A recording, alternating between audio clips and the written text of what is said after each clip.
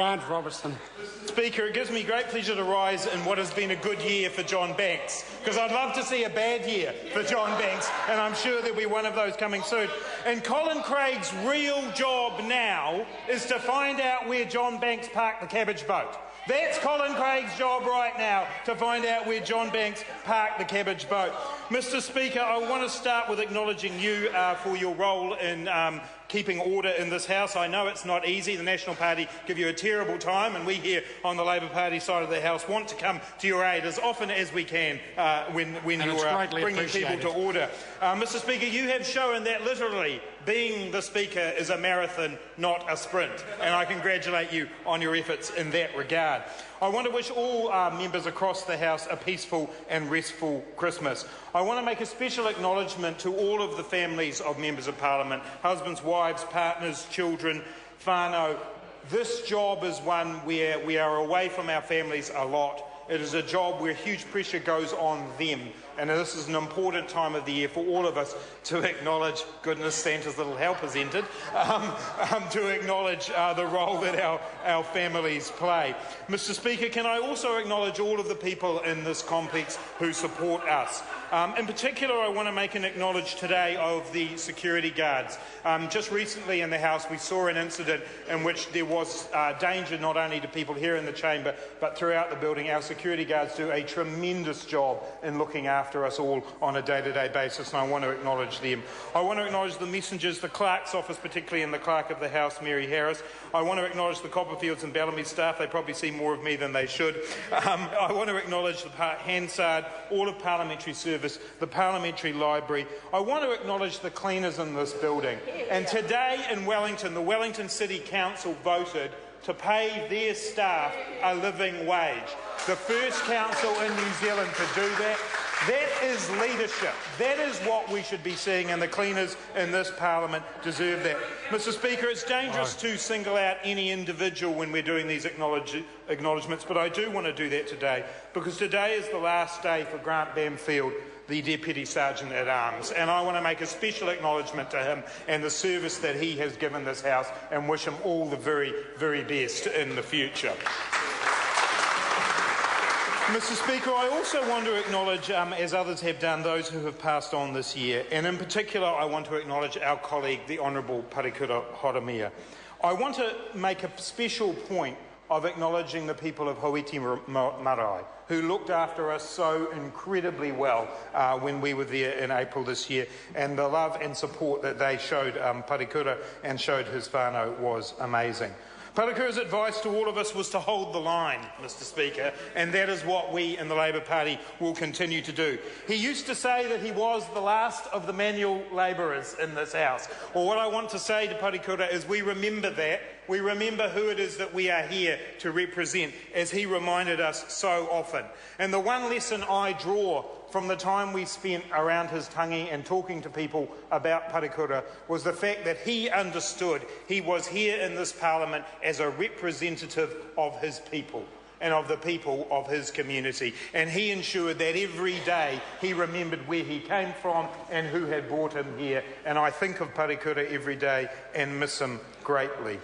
Mr. Speaker, this has been an interesting year for the Labour Party, but it's a year that we end in tremendously good heart. One very, very good outcome of Parikura's sad passing was the arrival of Meka Whaitiri to our caucus. Meka has already made a great contribution and will continue to do so. And soon she will be joined by Poto Williams, a person who in the Christchurch East by-election we learned was a woman of great character. She did ruin a potential family reunion for you, Mr. Speaker, in this House, but I think she will add a great deal to this chamber, and we are looking forward very, very much to seeing her with us in the new year. Mr. Speaker, can I further acknowledge my counterpart on the other side of the House, the Leader of the House, Jerry Brownlee, as I've got to grips with my job as the Shadow Leader. I often say to people outside of Parliament, there is only one person in Parliament who could cast a shadow big enough for me, and it is Jerry Brownlee.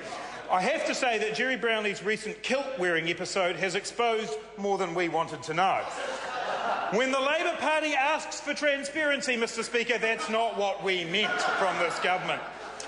I have to say that Jerry Brownlee's shift from roads of national significance to underwear of national significance is best left for history.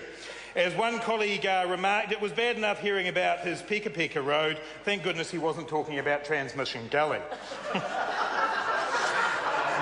Mr. Speaker, the Labour Party does indeed, thank you, there we go. The Labour Party does indeed end this year in extremely good heart. We have emerged stronger and clearer in our purpose from our leadership contest. And what a contest it was. 3 exceptional, attractive and modest candidates toured the country, and we ended that process in a far, far stronger place. And Mr. Speaker, what colleagues of mine heard from me many times on that journey was the fact that as a Labour Party, we have to remember what it is that we stand for at our core. And it was, in the words of Norman Kirk, a job, a home, a family and a future.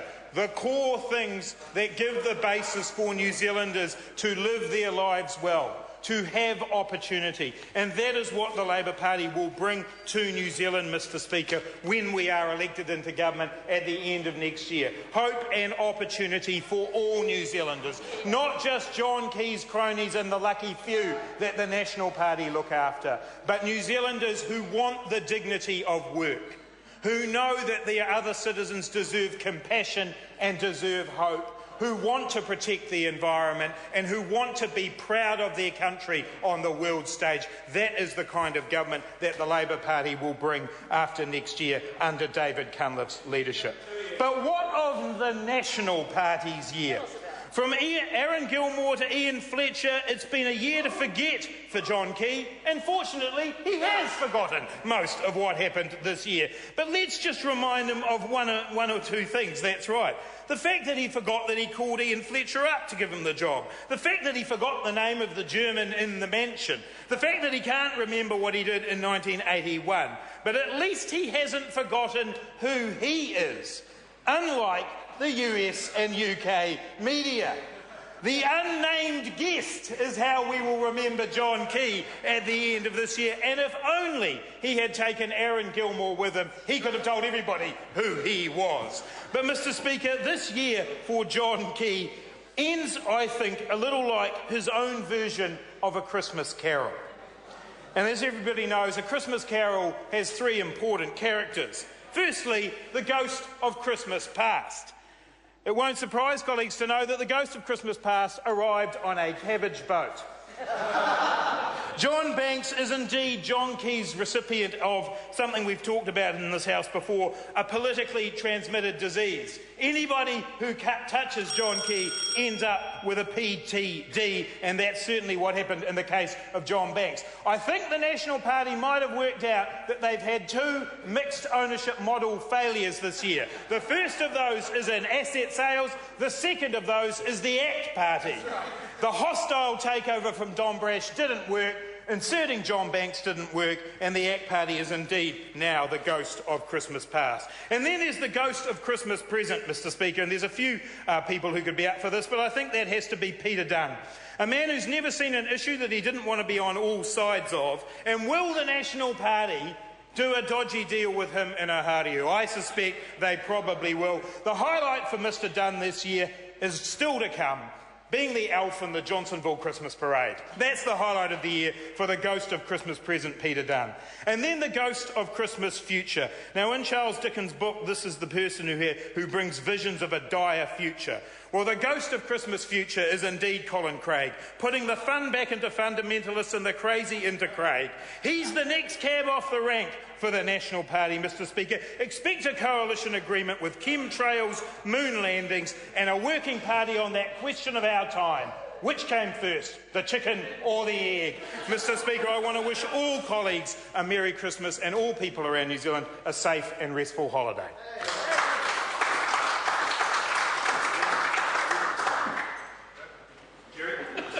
Honourable Jerry Brown.